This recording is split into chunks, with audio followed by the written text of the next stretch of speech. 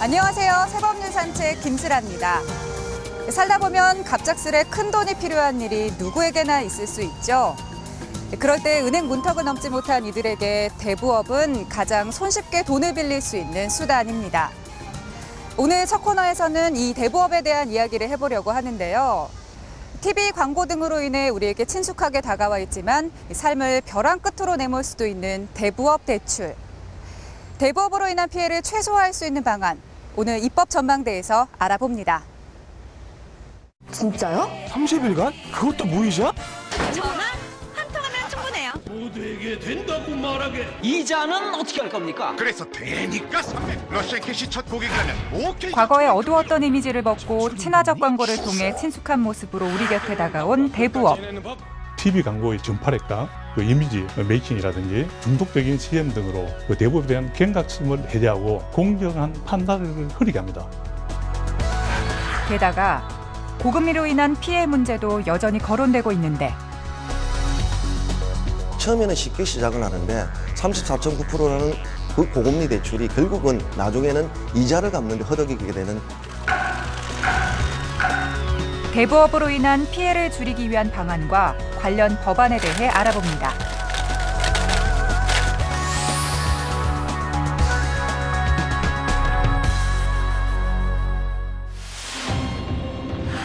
(1998년) IMF 외환위기로 이자 제한법이 폐지되면서 급격히 팽창한 사금융 시장.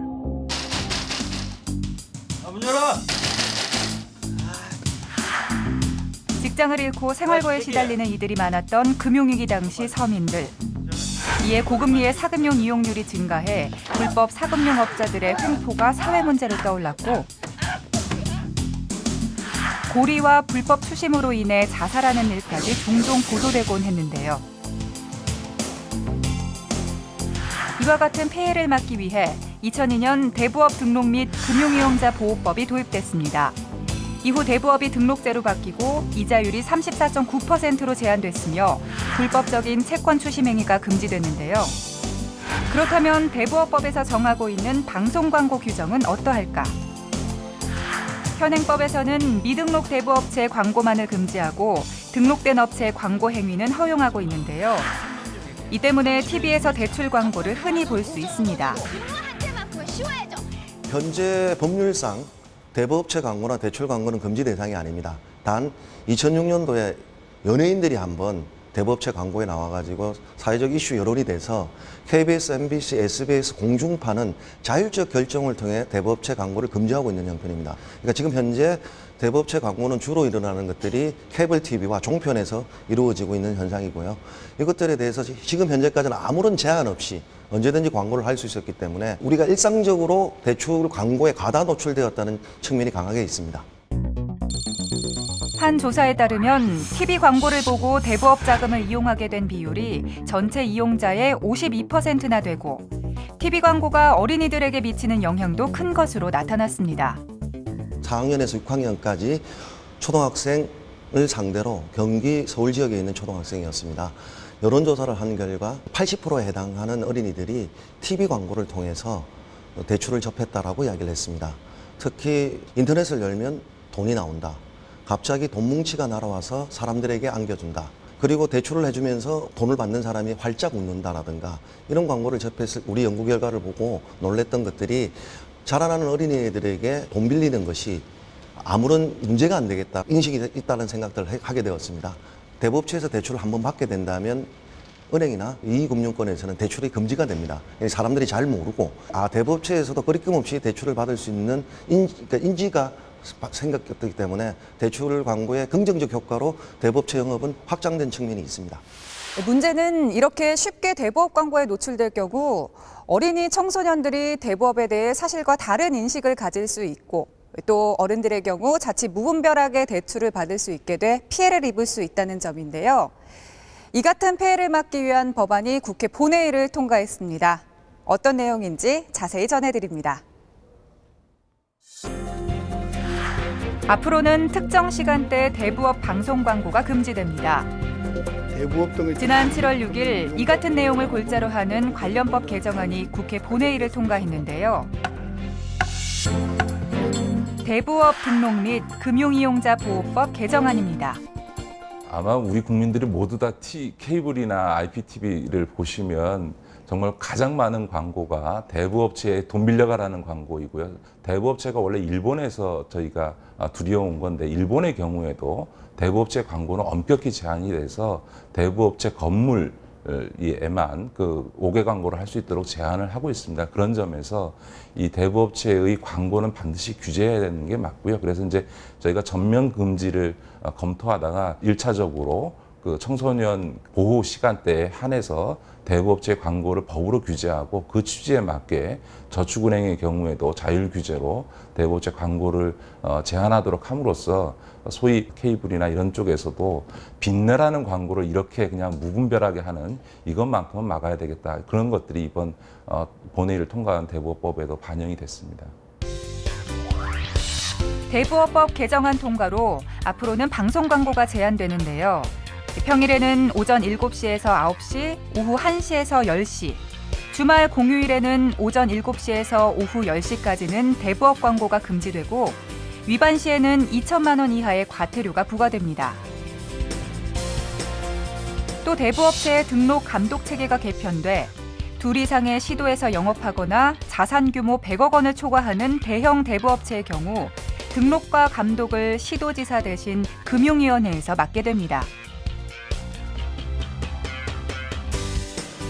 그 밖에도 대주주, 계열사에 대한 우회 자금 지원이 차단되고 대부업 이용자 보호 제도가 강화됩니다.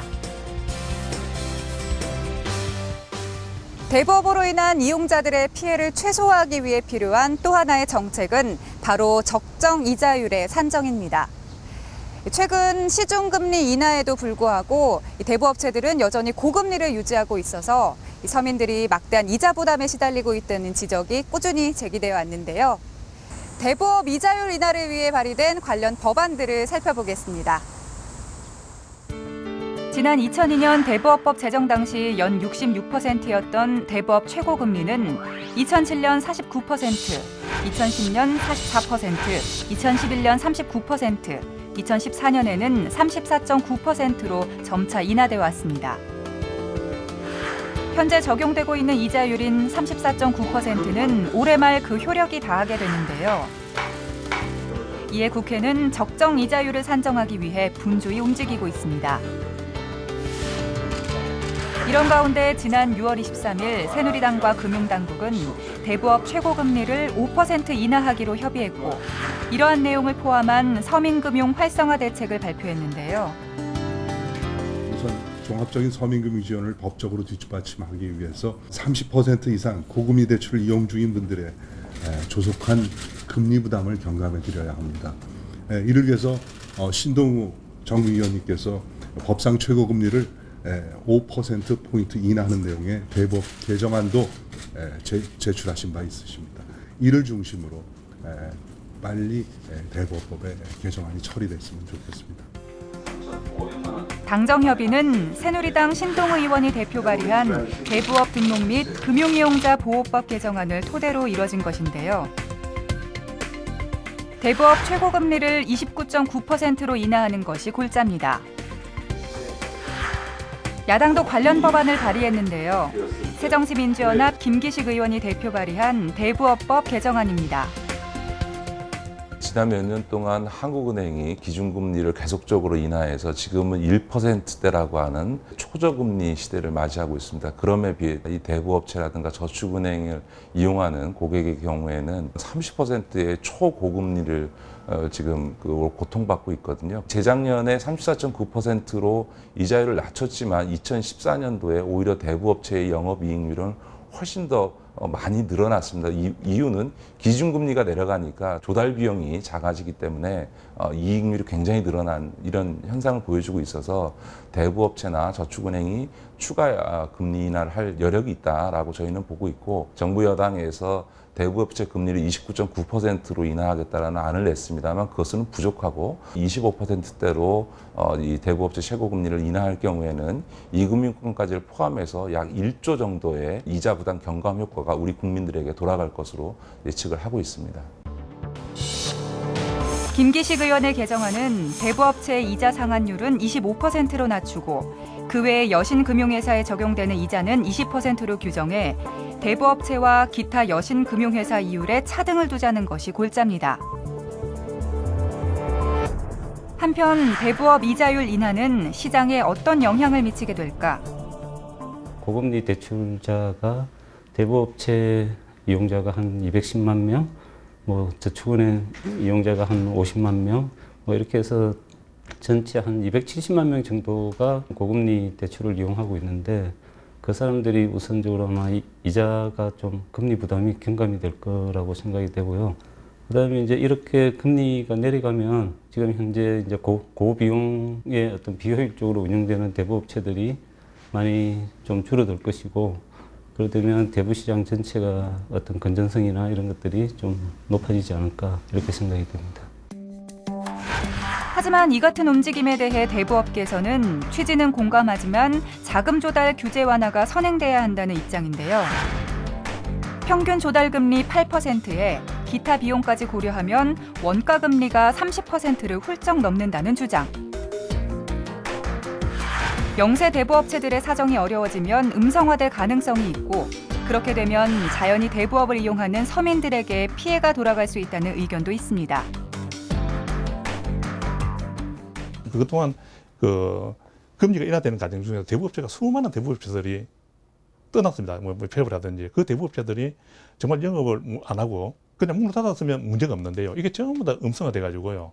불법 사금융 시장 다 흘러 들어갔다고 생각을 하거든요.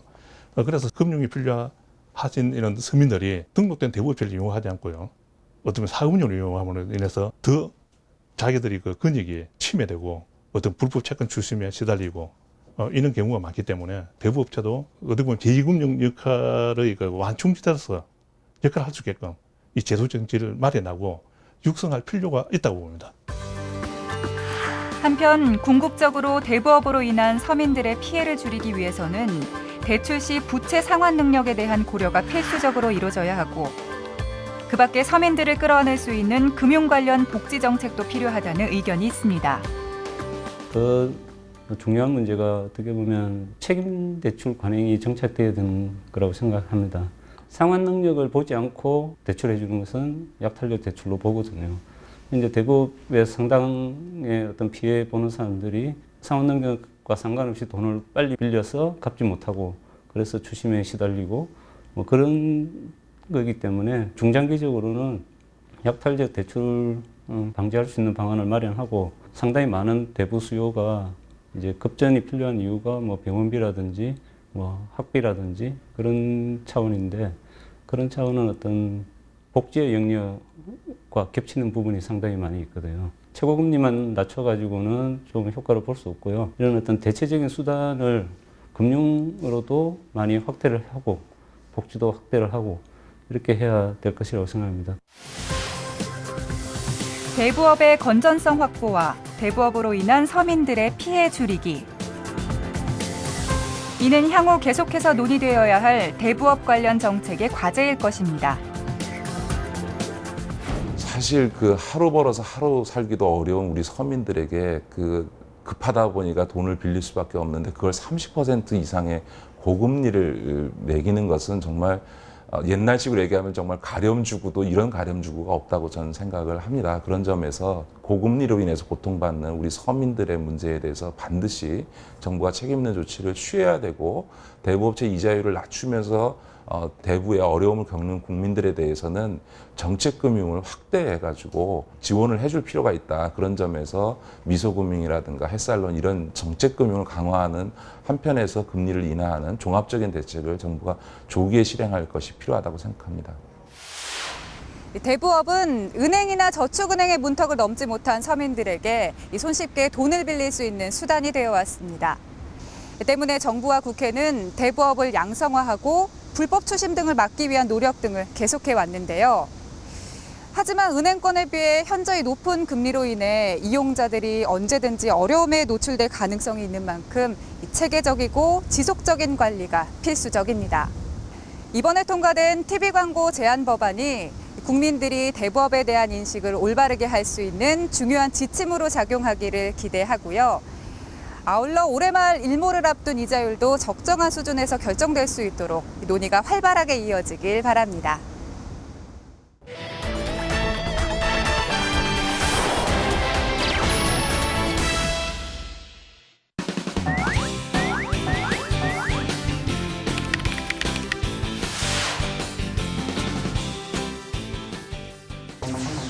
현대인의 소통 창구 SNS. 최근 SNS상에서 타인의 사진과 이름을 도용하는 사례가 늘고 있습니다. 문제는 사칭 계정으로 금품을 요구하거나 사진을 도용해 음란물을 유포하는 등 도용당한 이의 사생활이 침해당하는 부작용이 발생하고 있다는 건데요. 하지만 현행법상 사칭을 통한 사기 행위로 금전적 손해를 보는 등의 2차 피해가 명확히 발생한 경우에만 형사적, 민사적 대응이 가능할 뿐 SNS상의 신상도용 자체를 처벌하는 법률은 없는 상황. 이에 새정치민주연합 황주홍 의원이 관련 법안을 발의했습니다. 법안에서는 동의 없이 타인의 이름, 사진 등을 자신의 것으로 사칭하는 내용의 정보 유통을 금지하고 위반 시 1년 이하의 징역 또는 1,000만 원 이하의 벌금에 처하도록 하는 안을 마련했는데요. 또 방송통신위원회는 정보통신 서비스 제공자 또는 게시판 관리, 운영자로 하여금 이러한 불법 정보 게시를 제한하도록 명할 수 있게 했습니다.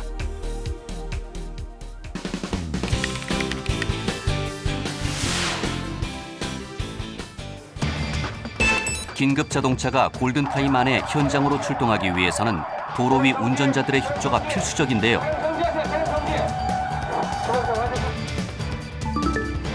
현행법상 긴급 자동차의 우선 통행을 위해 도로의 우측으로 피하도록 규정하고 있지만 도로 사정상 차량들이 체계적으로 이동할 수 없는 경우가 많아 실효성이 미흡하다는 의견이 제기되고 있습니다.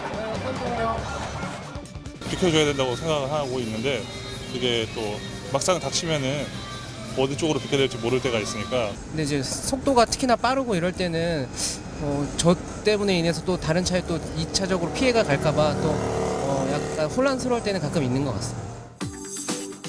이에 새누리당 박인숙 의원이 관련법 개정안을 발의했는데요. 법안에서는 일방 통행로 및 편도 1차로에서 운전할 경우 우측 가장자리로 서행 또는 일시정지, 편도 2차로에서는 1차로 차량은 왼쪽, 2차로 차량은 오른쪽으로 이동하도록, 또 편도 3차로 이상에서는 긴급자동차가 2차로로 진행하도록 1차로 및 3차로로 이동하여 운행하도록 긴급자동차 길터주기 방법을 구체화하는 안을 마련했습니다. 또한 긴급자동차를 뒤따르는 경우 일정 간격을 유지하도록 규정함으로써 긴급자동차의 우선 통행의 근거도 마련했는데요. 법안에서는 긴급자동차의 뒤에 따라가는 일반 차량이 30m 이상 간격을 유지하도록 하고 긴급구조, 구급활동을 위해 정차되어 있는 소방차 인근 50m 이내에 주차 및 정차를 금지하도록 하는 내용을 포함했습니다.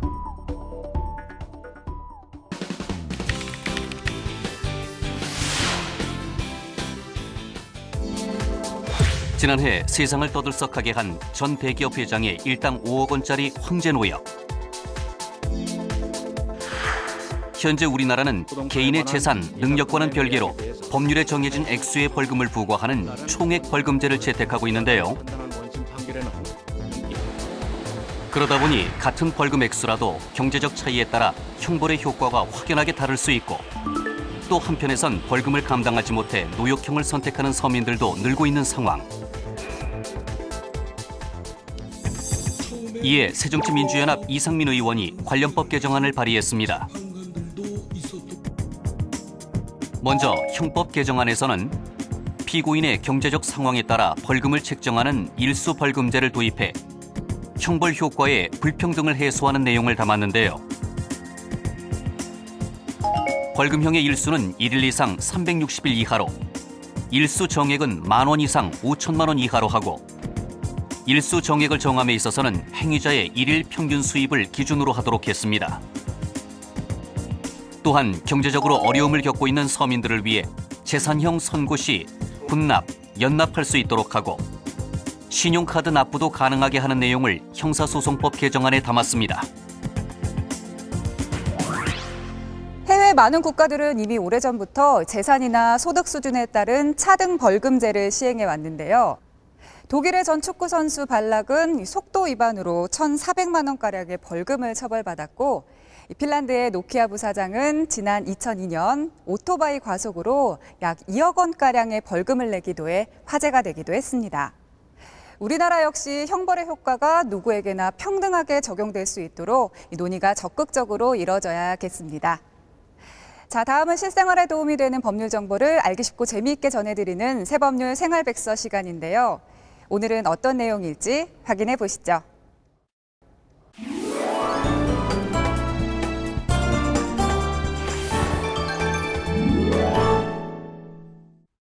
안녕하세요. 새법률 생활백서 오지민입니다. 2015년도 벌써 절반이 지났습니다. 상반기에 이 부동산 중개 수수료율이나 또 청약제도 개편, 또 상가 임대차 보호법 개정 등 의미 있는 제도들이 참 많이 있었는데요. 하반기에도 우리 생활에 밀접한 제도들이 많이 있습니다. 그래서 오늘 새법률 생활백서에서는 2015년 하반기 잊지 말고 알아두어야 할 것들을 쏙쏙 짚어드리겠습니다. 함께 보시죠. 하반기 달라지는 금융제도 중 가장 이슈는 7월부터 시행해 내년 상반기까지 진행되는 계좌 이동제입니다. 자동이체 통합관리 시스템을 통해 자동납부 현황을 손쉽게 조회, 해지할 수 있고 10월부터는 자동납부 연결계좌 변경도 가능합니다.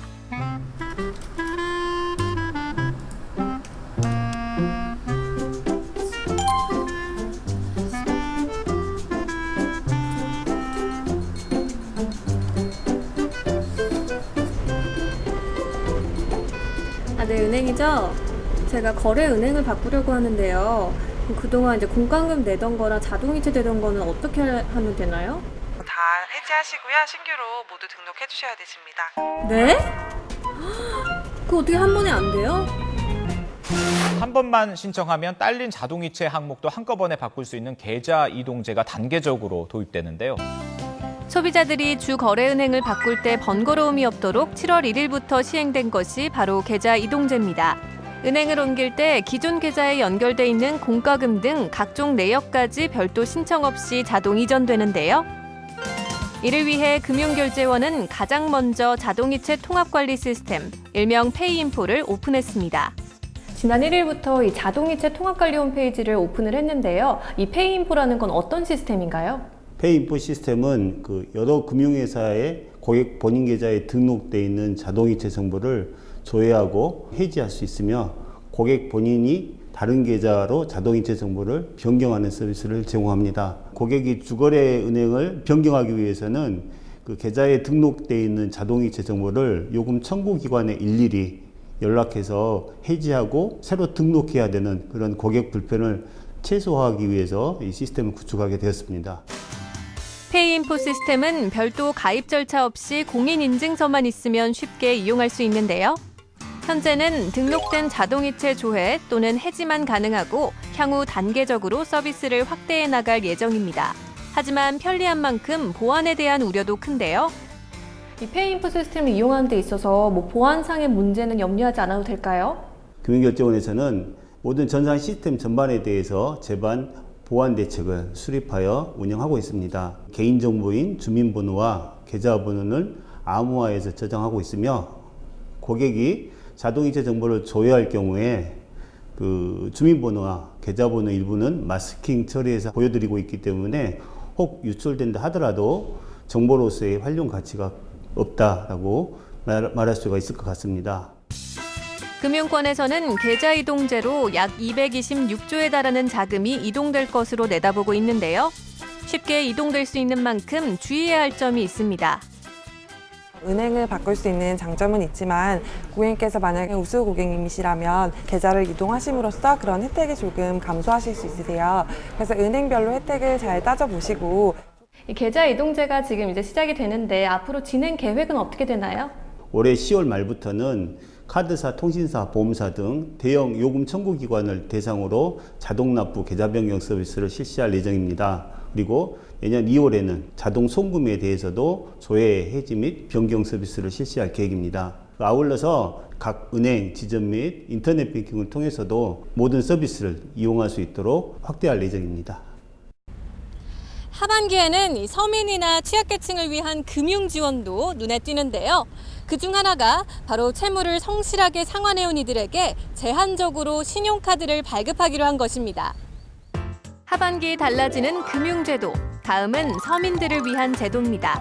서민금융상품 성실상환자를 대상으로 월 50만 원 한도의 신용카드 발급을 지원하고 서민금융 성실상환자는 긴급 생계자금을 최대 500만 원까지 대출할 수 있도록 했습니다. 이곳은 빚을 갚지 못해 허덕이는 이들의 채무를 조정해 경제적 재기를 도와주는 신용회복위원회입니다. 10년간 액세서리 사업을 해온 조기복 씨도 급한 돈을 대부업체에 빌렸다가 갚지 못해 이곳을 찾았습니다. 오늘 혹시 여기 어떤 일로 오신 거예요? 사업하다가 실패를 보고 또 다시 재생하기 위해서 그래서 왔습니다. 그러면 이 채무 때문에 좀 어려운 점이 있었다면 어떤 게 좀 제일 어려우셨어요? 많았죠. 지금 은행 무통 많이 넣습니다. 이자만 좀 늦어도 대출 안 받아주죠. 뭐 그런 점 굉장히 어렵습니다. 지금. 이런 분들의 경우 신용불량자로 전락해 금융거래 시 신용카드 발급과 같은 신용거래가 거의 불가능한데요. 이 같은 불편을 덜어주기 위해 채무성실 상환자일 경우 7월부터 월 50만 원 한도의 신용카드를 발급받을 수 있습니다. 이 소액 신용카드를 발급받으려면 어떤 조건이 있나요? 신용회복위원회나 국민행복기금 그리고 한국자산관리공사에서 채무조정을 받아서 24개월 이상 미납 없이 성실하게 상환하고 계신 분이나 아니면 이미 상환을 완료하신 분들이 대상이 됩니다. 현재 채무조정 프로그램을 이용하는 사람들 중 성실 채무 상환자는 약 12만 명 정도인데요. 신용카드 신청은 국민카드에서 신청할 수 있습니다. 이렇게 채무조정 성실 상환자에 한해서 소액 신용카드를 발급함으로써 앞으로 기대하는 효과가 있을까요? 채무조정을 받아서 성실하게 상환하고 계신 분들한테 금융생활 편의를 제공을 하게 되고 아울러서 이분들이 제도권 금융생활을 하면서 신용등급을 높일 수 있는 신용사다리가 될 것으로 기대가 됩니다. 또한 세이망홀씨, 햇살론, 미소금융 등 서민금융상품 1년 이상 성실 상환자를 대상으로 긴급 생활비 지원에도 나서는데요. 긴급자금이 필요한 서민들이 높은 은행 문턱에 걸려 또다시 대부업으로 빠지는 악순환을 막기 위해서입니다. 채무조정이라든가 이 서민금융 제도들은 경제적으로 어려우신 분들이 정상적인 생활을 하면서 어려움을 극복할 수 있도록 하는 데 초점이 맞춰져 있습니다. 그래서 소액금융을 비롯한 입체적 지원을 하게 되니까 이분들이 어려움을 극복하는 데 실질적인 도움이 될 수 있을 것으로 생각됩니다. 하반기 달라지는 금융제도를 살펴봤는데요. 내게 필요한 금융제도가 뭔지 잘 따져서 이용하길 바랍니다. 달라지는 금융제도 중에 많은 관심을 받고 있는 계좌 이동제는 한마디로 휴대전화 번호는 그대로 둔 채 통신사를 이동하는 것과 흡사한데요. 다만 계좌 이동이 자유롭다고 해서 함부로 이동하기보다는 수수료 혜택이라든지 대출이 있는 경우에는 대출 금리에 불이익은 없는지 등을 꼼꼼히 따져본 후에 결정하는 것이 현명할 듯 싶습니다. 새법률 산책 오늘 준비한 내용은 여기까지입니다. 저희는 다음 주에도 알찬 법률 정보로 찾아오겠습니다. 함께해 주신 여러분 고맙습니다.